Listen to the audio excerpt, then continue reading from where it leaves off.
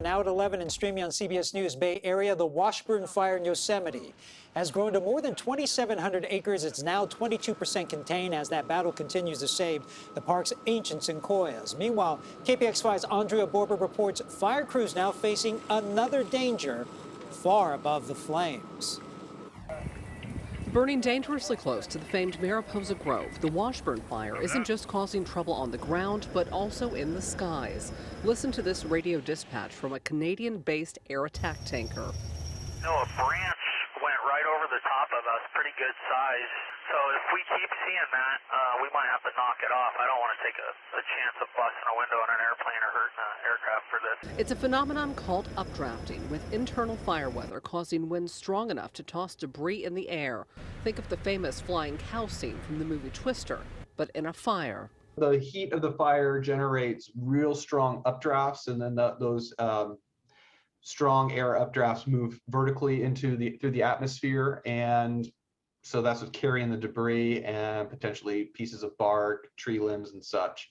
But it's not long-lived; it's short-lived pulses. No problem. Professor Craig Clements teaches meteorology at San Jose State and is the director of the California Wildfire Research Center.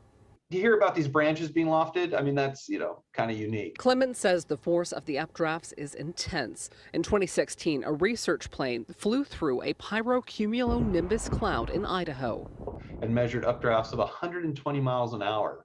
And so those winds can easily lift big particles and big things into the upper part of the plume.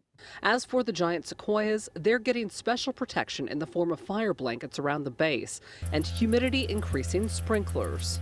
I'm standing right in front of the grizzly giant, which is arguably one of the most famous trees on Earth, and we've got a sprinkler system set up around it, and we're trying to give it some, preventative first aid. Professor Clements says giant sequoias need fire, and the work being done can assure the Washburn Fire remains therapeutic and not catastrophic to the grand trees. What they're doing with sprinklers and protecting a lot of those trees is great, and this is probably going to be a good thing if the fire remains at low intensity and burning through that forest.